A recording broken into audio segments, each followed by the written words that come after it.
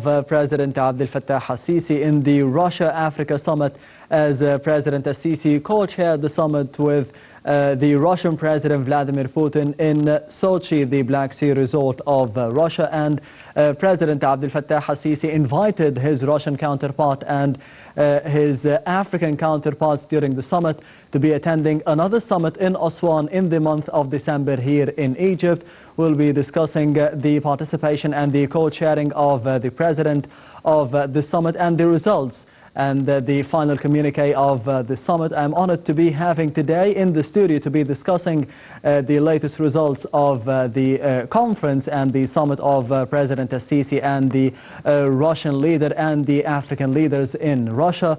Dr. Noha Bakr, the professor of political science at the American University in Cairo. Thank you very much for being with us today. Thank you. It's my pleasure, and thank you for hosting me. The pleasure is all mine, but we'll be starting straight away with the top story for tonight, and it comes from the Daesh terrorist group leader Abu Bakr al-Baghdadi is believed to have been killed in a raid conducted by the American military in northwest Syria on Saturday. According to the senior American defense official, the final confirmation is pending while the DNA and the biometric testing is conducted. The defense official said it appears that Baghdadi detonated a suicide vest during the raid. He added that the raid was carried out by the Special Operations Commandos.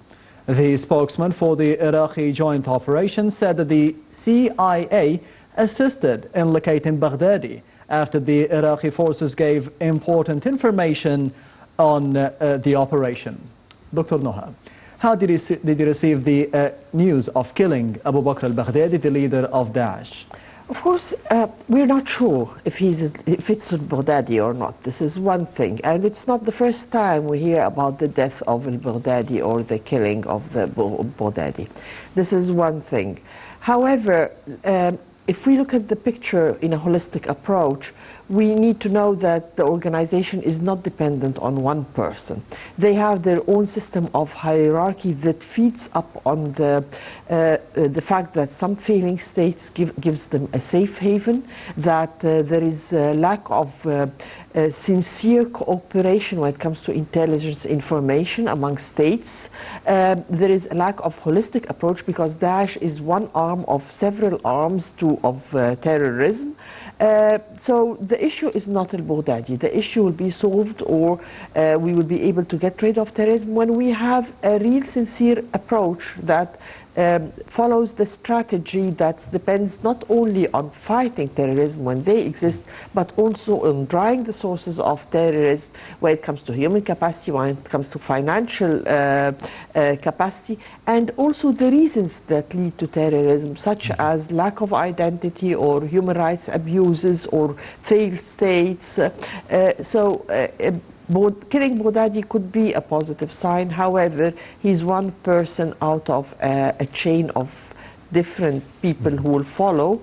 And also, Daesh is one group among various terrorist groups. So, in your opinion, there are no direct and clear and obvious repercussions for his death? No, I don't think there will be clear repercussions. Like, for instance, we see the dissimulation of Daesh or Daesh falling apart. We've seen Al-Qaeda living after Osama bin Laden being killed. Maybe it would hit their morals if he was really killed. Maybe they will try to head back or to have their as repercussions to say that they still exist. This is the kind of results that we should wait for and we should be careful from. However, the organization will continue to exist so long as the reasons that led it to exist and the circumstances and environment that allowed it to flourish still exists. Is the killing of Baghdadi important for the United States? It's important because he's an icon. So it's important to say that the icon was killed. It reflects that the efforts in combating terrorism are effective, and we know that the efforts of combating terrorism since 2016 has been effective within the international coalition of fighting Daesh. So it gives signals We've been seeing other signals like the Daesh people fleeing out of the area in Syria and Iraq. However, unfortunately, what's happening now in North Syria have led to opening prisons and have led to freeing some of Daesh individuals. And we've seen the Secretary General of the United Nations even noting that we need to be very careful about this. Would this killing of Baghdadi be positive for the popularity of the American President Donald Trump?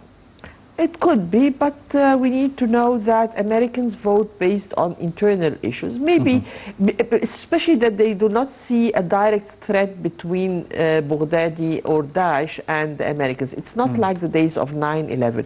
Maybe if this was 9/11 times, yes, it would have so an a different effect. scenario. But we have a different scenario. The Americans look at the economy, at their health system, their education system.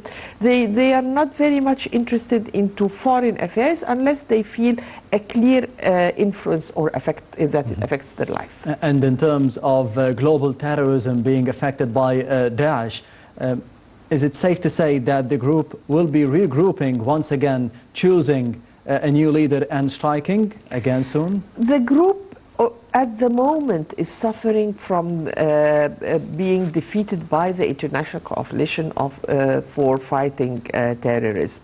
And we're talking about a coalition of 75 countries. Each country is giving either they are on the ground, or they are giving military support or financial support or intelligence support. And out of these efforts, we've seen that the 46 or 43,000 terrorists who were there tried to find another place or to relocate, but for sure they will try to regroup again. And it's the role of states to make sure that they do not regroup.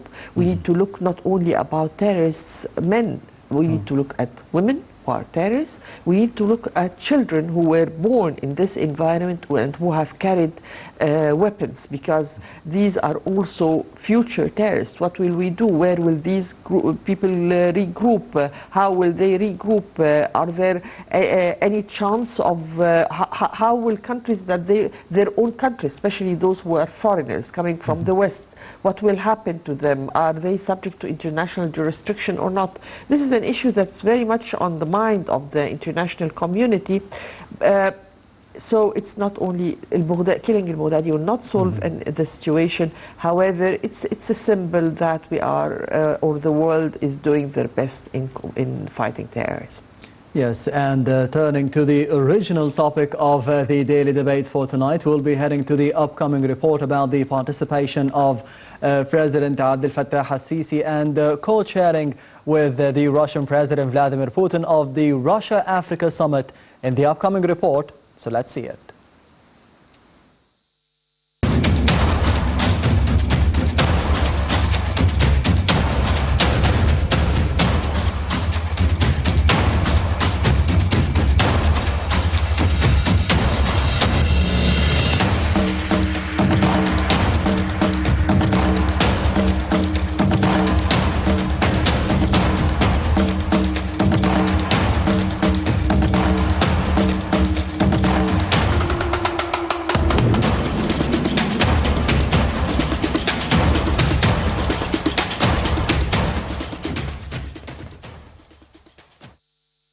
President Abdel Fattah al-Sisi thanked his Russian counterpart Vladimir Putin for hosting and organizing the Africa-Russia Summit, held in Sochi on October 23rd to 24th. In his speech in a joint press conference, President al-Sisi expressed his appreciation to the exerted efforts by the Russian side for organizing the summit, along with the cooperative spirit demonstrated by the African leaders and heads of delegations of the participating EU countries to reach a final statement reflecting the common African-Russian interests. The President explained that issues of peace and security, economic development, and sustainable development goals for 2030 were on the top of the discussed agenda. He added that this summit, which is being held for the first time, comes as a reflection for the African-Russian will to strengthen mutual relations. In a statement to a Russian news agency, Egypt's Foreign Minister Sameh Shoukry said the summit was Putin's idea to enhance Russian-African relations. President al-Sisi and Putin met nearly 11 times since 2014. The last two summits were during April and June 2019, during the G20 summit in Japan and the Belt and Road Summit in Beijing, respectively.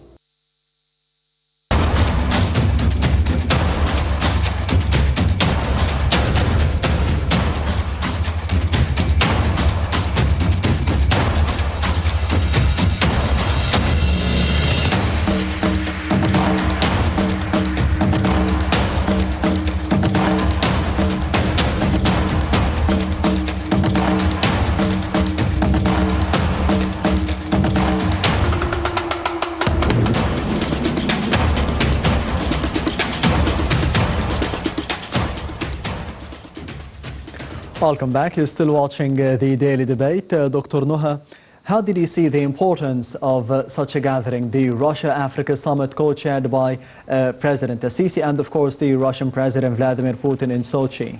The first thing I can say is that it's a continuity of the efforts of Egypt in its presidency to the African Union to continue to coordinate between the 55 countries in the African Union and powers that could be of proper influence, of healthy influence, of empowering African countries on the other side, making sure that either these countries or these group of countries would be a win-win to the African Union.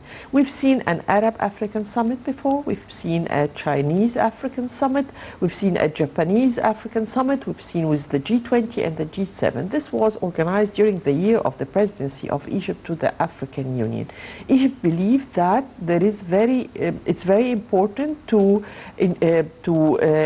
exchange all kind of possibilities for the benefit of the two parties and for the benefits of African countries, because we will be soon moving into a free trade agreement where the African countries could be supporting to each other, exchanging trade with each other, as well as exchanging trade with or infrastructure or projects with the other partner, and in this case it was Russia. On the other side, Russia is looking to revive its old allies and to make new allies. They are looking at investments in African countries. They are looking at how to partner or to have a part of the cake, because they can see that the Chinese are taking over that Africa, while Africa has lots of mineral resources, has lots of projects in infrastructure that the Russians can invest in, can have a share of it for their investors. So it's a sort of, I can see it as a sort of efforts from Egypt in its presidency, in its year of presidency, and a win-win for Russia and for the 55 African countries, out of which 43 countries state leaders have attended and the rest have sent deputies. Yes, how did you see the efforts of Egypt in general and of course President Abdel Fattah al-Sisi as the head of the African Union in 2019, especially that the Russian President Vladimir Putin highlighted the efforts of President al-Sisi in making this summit a success in Russia?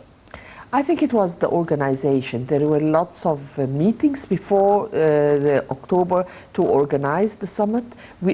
Egypt has lobbied among African countries to attend. There was good organization of what to be discussed, what to be agreed on. The African countries on their side exporting what are their needs, what do they look forward from Russia. Russians also expressing what they can offer to the African countries. Egypt has had a 1 year of we still have 2 months on them, of very active role in the presidency of the African Union. And I think not only these meetings with the Arab countries or China or Japan, but I think the main thing that crowns this year will be the free trade agreement.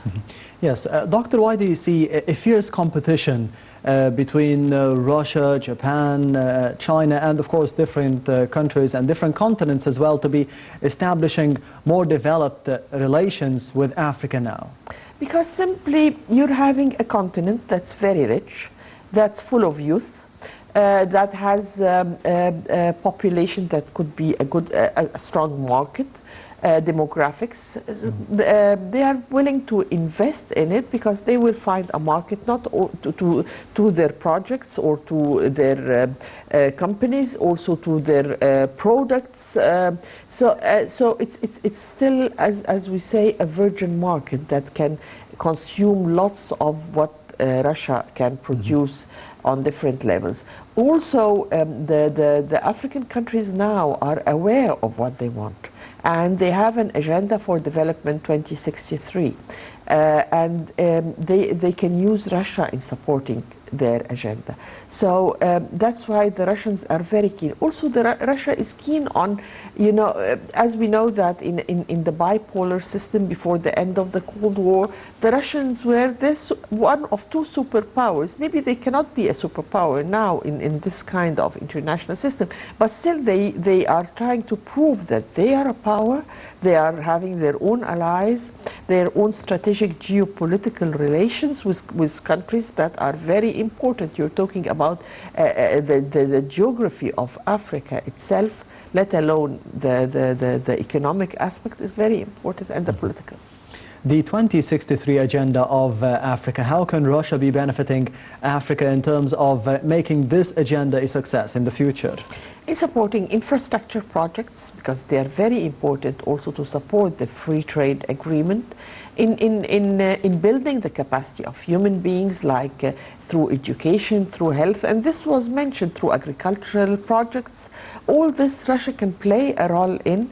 If you look at also the foreign policy of the African Union, you will find that the African Union is trying to diversify its allies. It's not only African American or African Arab or African Chinese, although the Chinese are there excessively, but also African Russian or the African Japanese. They are open to all kind of agreements and all kind of mutual benefit with other powers.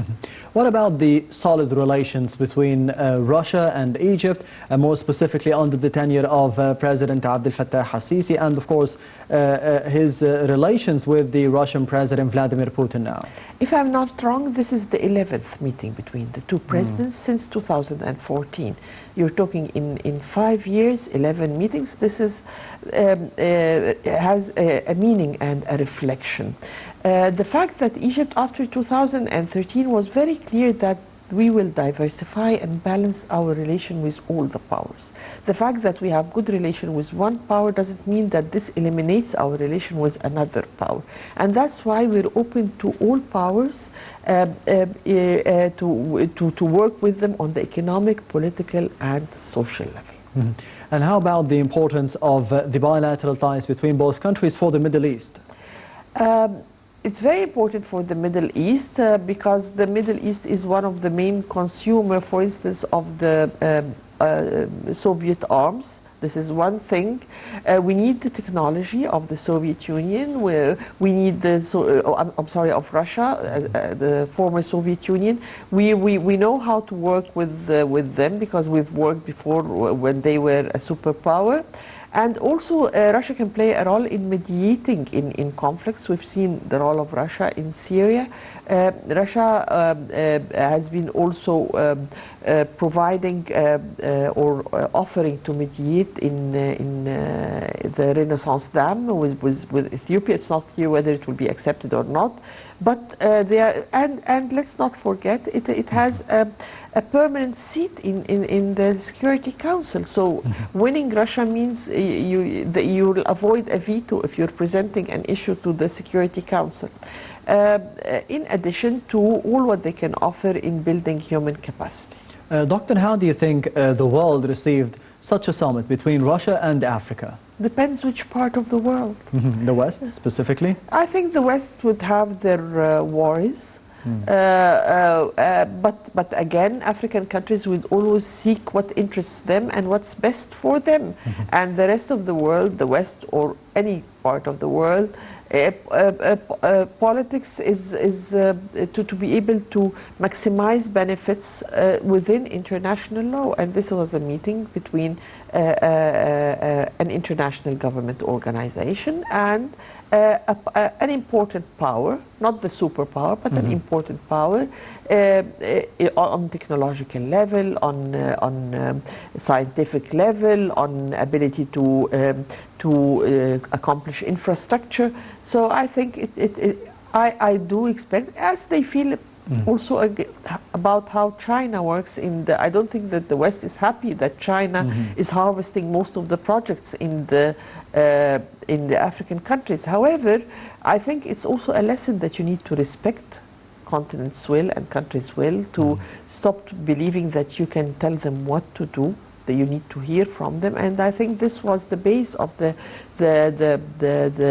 African-Chinese relation, and it gives message to other powers that wants to have a role in Africa or to have to work with Africa. So can we expect another summit soon between the US and the European Union and Africa? Well, we've seen one in Japan, we've seen China. If the Americans would call for one, would be interested in one. If the African Union believe it is in their interest, I think, yes, we might see. Yes. On the sidelines of the summit, President Abdel Fattah al-Sisi met with the Prime Minister of Ethiopia, Abiy Ahmed. How did you see such a meeting, especially at a very delicate time concerning the relations between both countries and, of course, regarding the Ethiopian Renaissance Dam, the construction of it? Exactly, especially after we've exhausted all opportunities of negotiations, of talks between the two countries. Egypt at a certain stage have announced that there is nothing else could be done.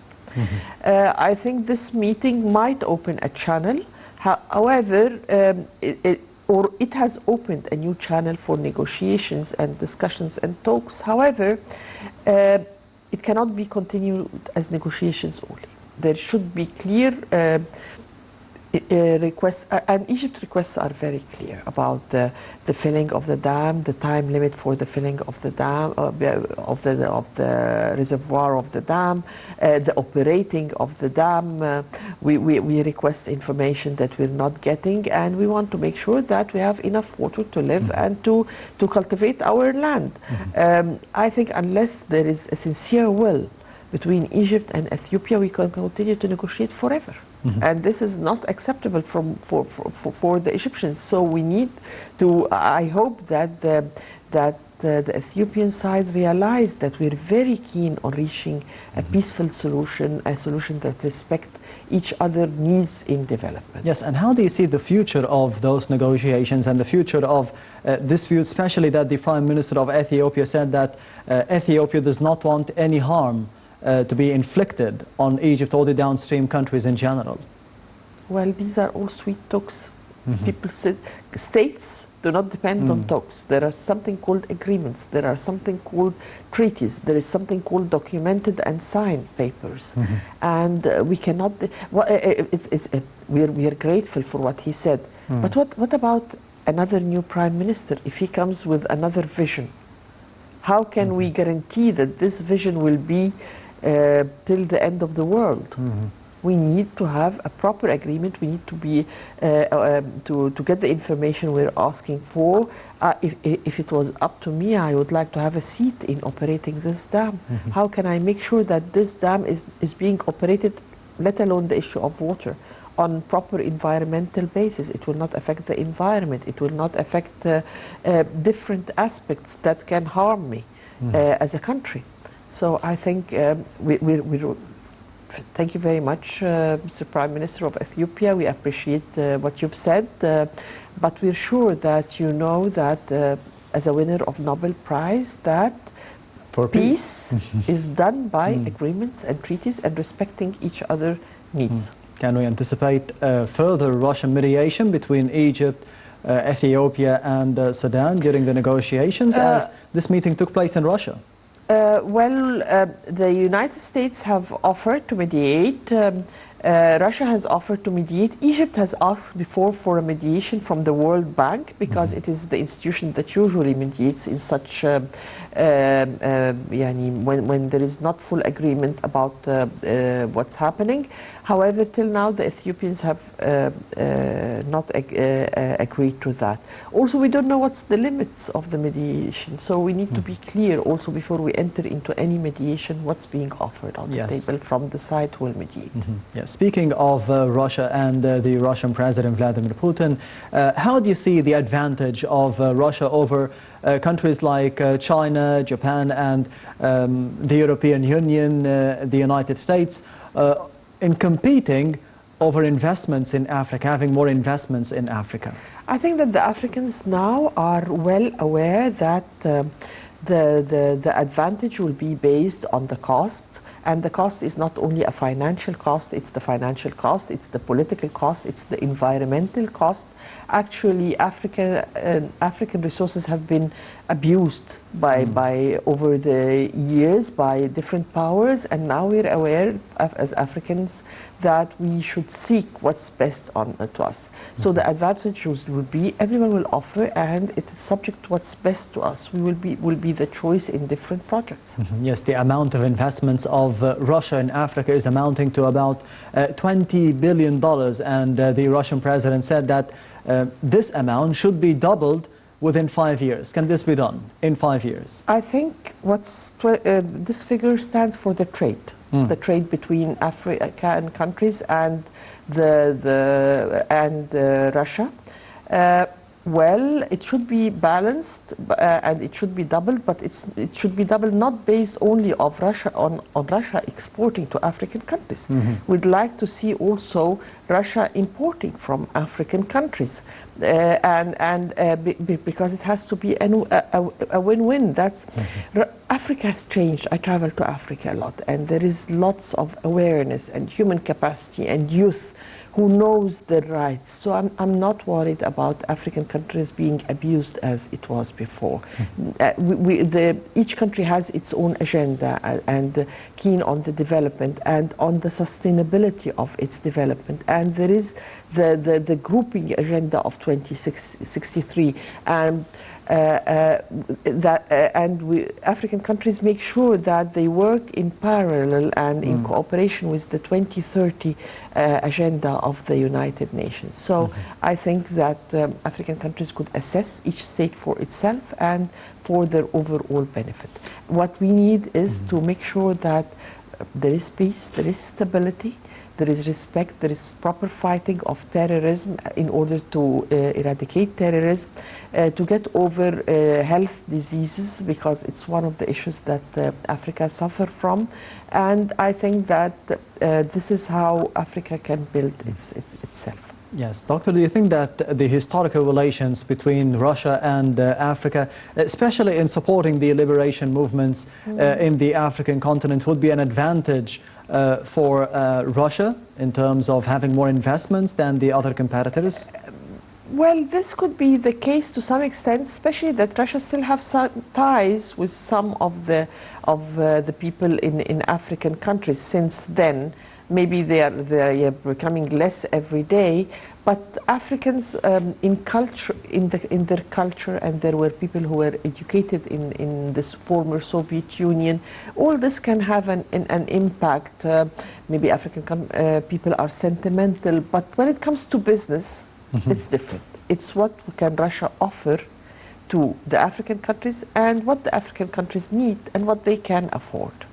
And in competition with other powers who are interested to have a part of what they can get from investments in Africa. Yes, speaking of other powers, the Western sanctions against Russia are being implemented at the moment. Do you think that this is one of the advantages or one of the reasons behind the Russian movement towards new markets and more specifically Africa? Totally agree. A new market, fresh market, still in need of many commodities and demographically highly populated.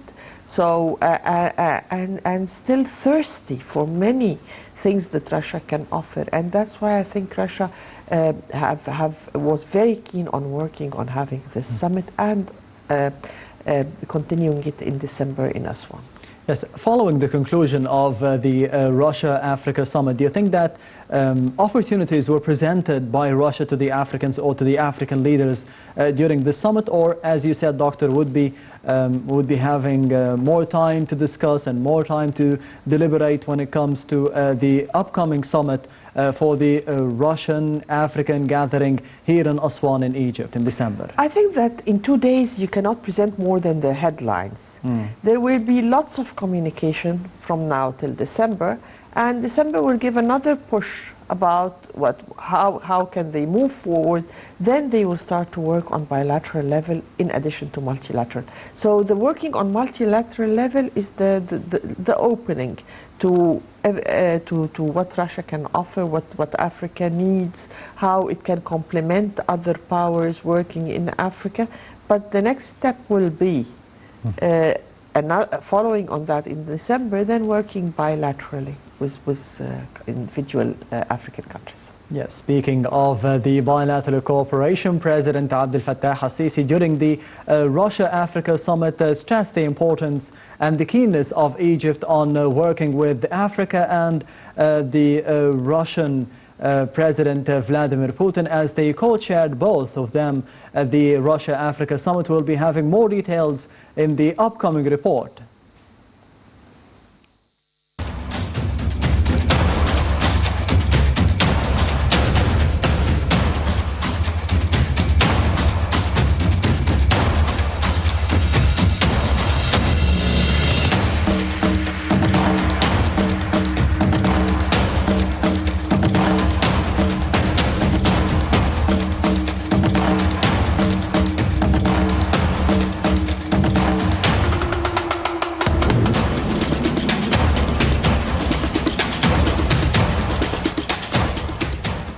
Abdel Fattah al-Sisi arrived back in Cairo on Thursday after chairing the Russia-Africa Forum in Sochi, along with his Russian counterpart Vladimir Putin, during which he met with many African leaders.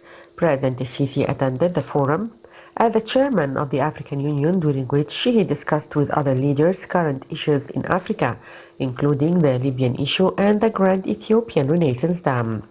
During his meeting with Putin, al-Sisi affirmed his keenness to deepen the partnership relations between the two countries and discussed the Russian industrial zone being implemented in Egypt. Russia and Egypt signed a memorandum of understanding for establishing the Russian industrial zone in 2016. The zone is being implemented over 5.25 million square meters as part of the Suez Canal Area Development Project to provide job opportunities for 35,000 people. The two presidents also discussed the construction of Al-Daba nuclear power plant, which would be established by Egypt and Russia under a 2015 deal near Egypt's Al Alamein. Putin said on Wednesday that Russia allocated $190 million to the infrastructure of the nuclear plant. During the visit, President al-Sisi also held a meeting with Ethiopian Prime Minister Abiy Ahmed, where they have agreed to resume the work of the technical commission that supervises the construction of the Grand Ethiopian Renaissance Dam. Meeting al-Sisi during the forum, Ahmed expressed appreciation for the Egyptian leadership, government and people, saying that these recent remarks on the Grand Ethiopian Renaissance Dam were quoted out of context. President al-Sisi during the meeting said that while Egypt has always shown openness and understanding of the developmental interests of the Ethiopian state through establishing the dam, it sticks to its historical rights in the Nile water share. President al-Sisi also met with Chairperson of African Union Commission, Moussa Faki, on the sidelines of the forum. Faki expressed his keenness to attend Egypt's Aswan Forum for Sustainable Peace and Development next December, as it would represent an important platform for dialogue and political and developmental interaction among leaders, decision-makers, and experts from Africa and other continents.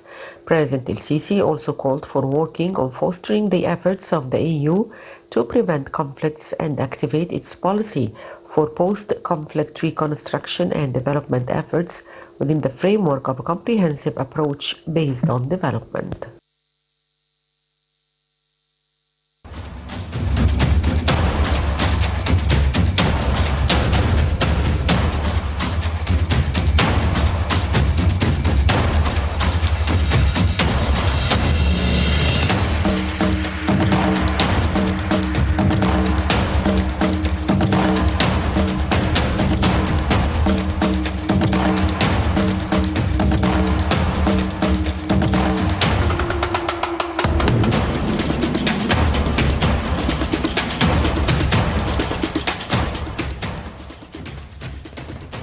Welcome back. You're still watching the daily debate. Dr. Noha Bakr, the importance of such a gathering was not only for Africa and for Russia, it was for Egypt as well, as President Abdel Fattah al-Sisi discussed the opportunity of implementing the Russian industrial zone here in Egypt with his Russian counterpart. What about the importance of such a project?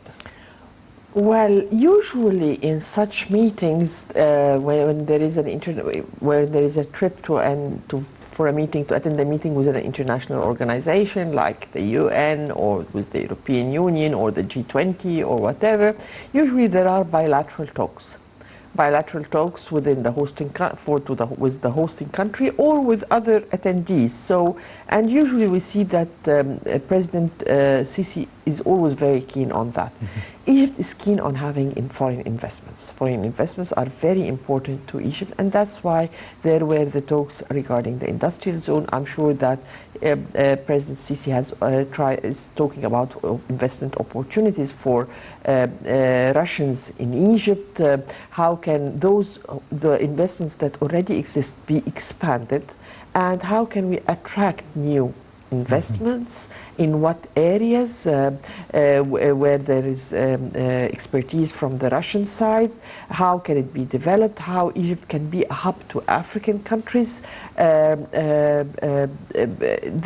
sure all this was discussed for the benefit of the economic file in Egypt. Yes, speaking of the economy and the economic file in the country, 35,000 job opportunities will be provided through the Russian industrial zone and the implementation of it. How do you see the performance of the economic indicators under the tenure of President al-Sisi? We can see that the indicators are improving. We have 5.6% of growth, and this year, which was not the case before, we can see that unemployment has went down from 13.4 to 7.5%. We can see almost 12 billion tourists coming to Egypt this year. We can see those working abroad. They're transferring more and more amounts of money, which is poor. And this has all been indicated in the decrease of the price of the dollar, the availability of the dollar as a foreign currency. More people are working now, finding jobs. Youth are finding jobs. All this, still people are also suffering from the repercussions of the economic reforms, from the maybe prices has increased or surely prices has increased, but we need to also understand that we had no option but to have this taking place. We can see also in the infrastructure, the roads, the bridges, the new cities, all this have helped, and all this is important to attract foreign investments. We can see that we're having now, we have diversified our energy resources from not only from or fuel, we're having fossil fuel, we're having solar energy, we're having natural gas. All this is very important for the economy. We have changed, we have made new laws in order to attract investors. We are trying to get over the corruption. We have a strategy for fighting corruption. We have we're trying to kill the bureaucracy. All this to attract foreign investors and to attract that the Egyptians invest in their country, because foreign investors feel confident when they feel that the people of the country are investing in their country. So slightly people are trying to feel it. However, still we are the economic reforms in any country are not easy. However, it takes time, and it was a must to develop. Yes, how important was it to be having such a decision of implementing the economic reforms here in Egypt at this particular timing of the history of Egypt? You had no option. And it was always needed, but what was missing was the political will. And please remember with me that in 1977, Sadat, who came out victorious of 1973 war, could not make it or tried to make it, but feared because people would not accept it. What was existing in recently was that the political will was there and people were supporting the leadership. So when people supported the leadership, they made it possible. It was made possible, but you could not have continued to subsidize the fuel, the bread. But also, let's remember that there is a safety net for people who cannot afford this. This safety net is through a program called Karama and Takaful for giving financial support to families who cannot or who are suffering from this economic reforms. We have 11 million school feeding. We have 11 million children who are school fed in their schools. To support them, we have a program to eradicate dangerous slums. We're working on it very positively and quickly to give people a decent life, a life with dignity, where there is clean water, sewage system. All this is very important. It takes time. It's only been 5 years, but I think that as time goes on, the suffering of the program will be decreased and people will start to profit. Already they are starting to profit. When you talk about 6% almost of decrease in unemployment, this is a huge percentage. Yes, and speaking of the development of Egypt in terms of energy, the sector of energy here in the country, and the partnership between Egypt and Russia as well, the establishment of Al-Daba nuclear power plant, how important is this for Egypt and of course with the expertise of Russia?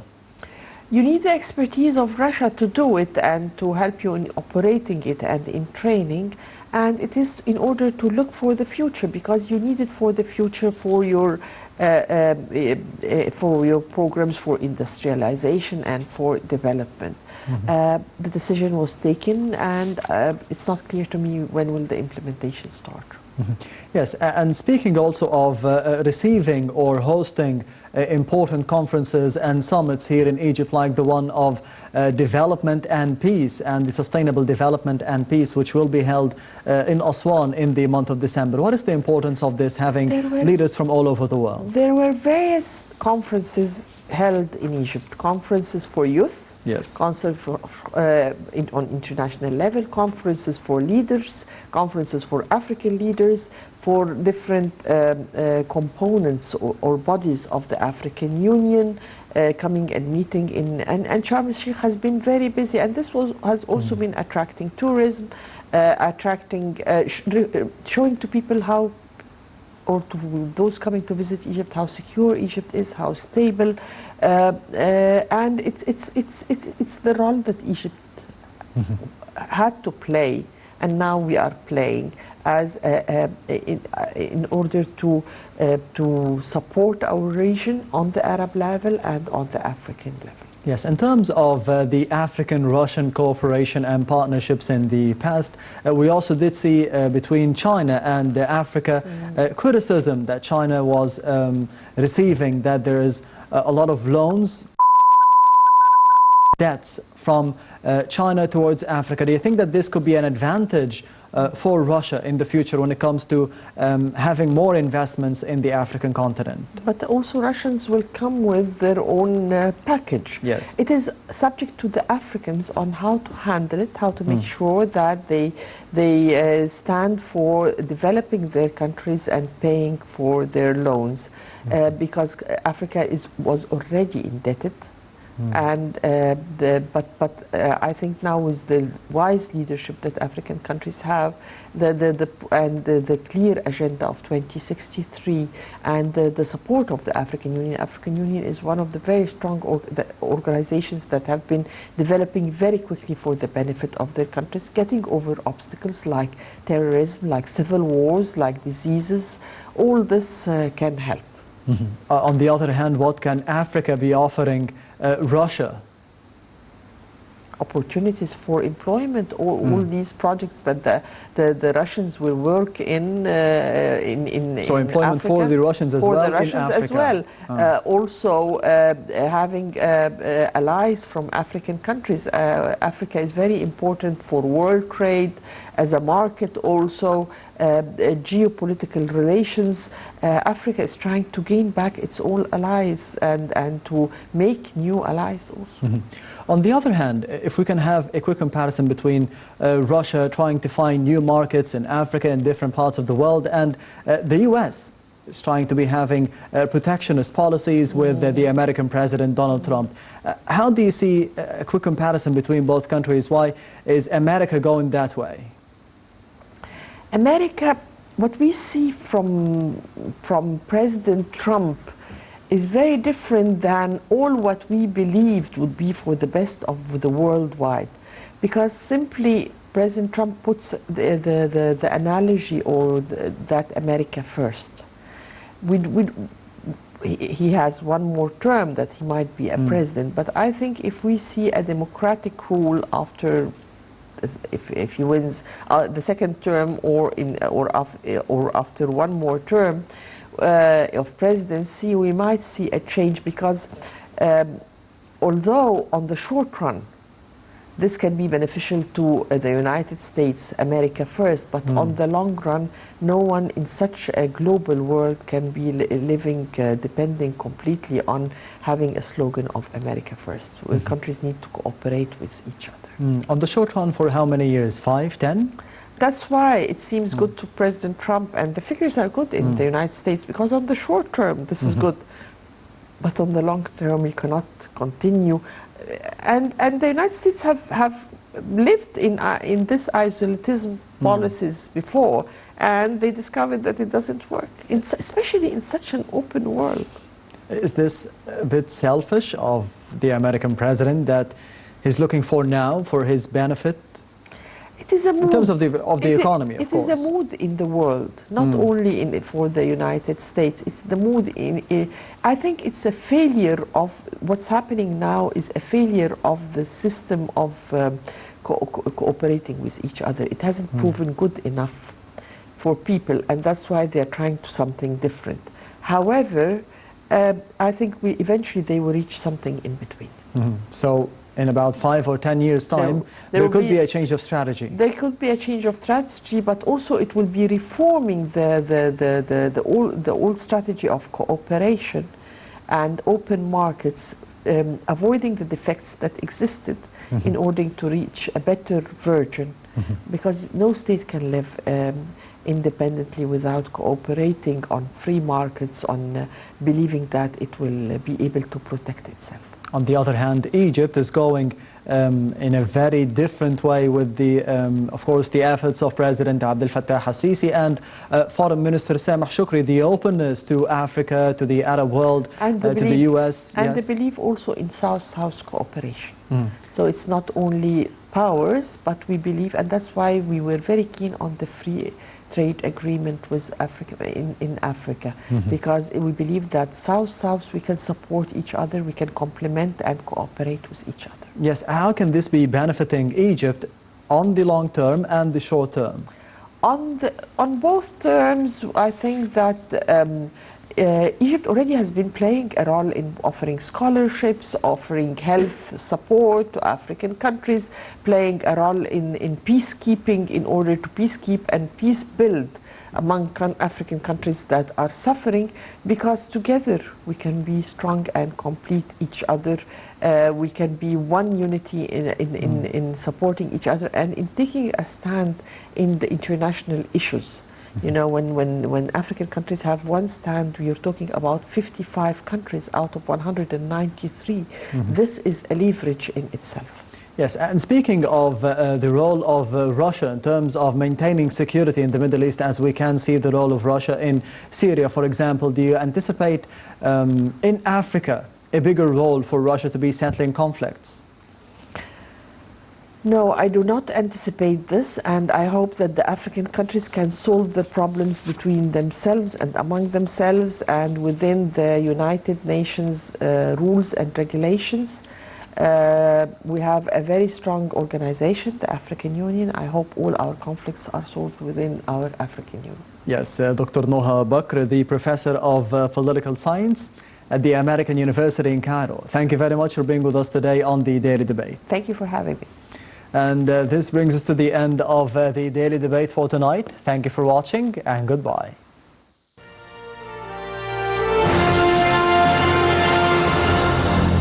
افتح عينيك على المستقبل، شوف عن قرب.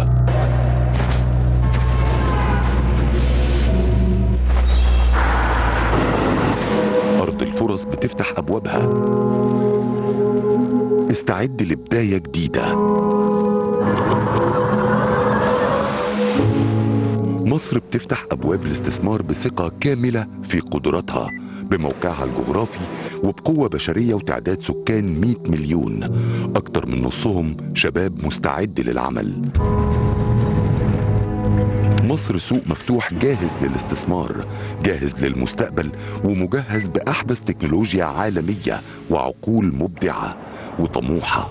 سوق عمل جاهز بمختلف الخبرات. مصر وفرت بيئة تشريعية وتنظيمية جاذبة للمستثمر، تسهل عليه المهمة بمراكز خدمة خاصة للمستثمرين في كل المحافظات، جاهزة ومجهزة لإنهاء كل الإجراءات في مكان واحد.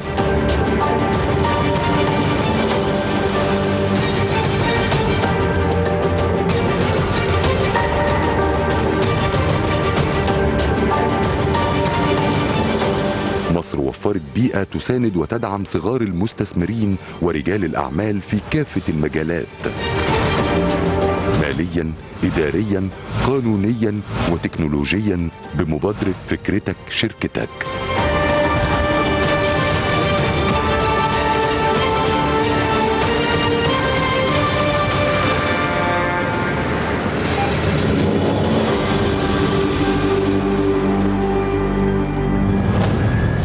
بلغ إجمالي الاستثمارات خلال 6 سنوات حتى يونيو 2020 11 مليار و700 مليون جنيه. مصر، التحدي والإنجاز.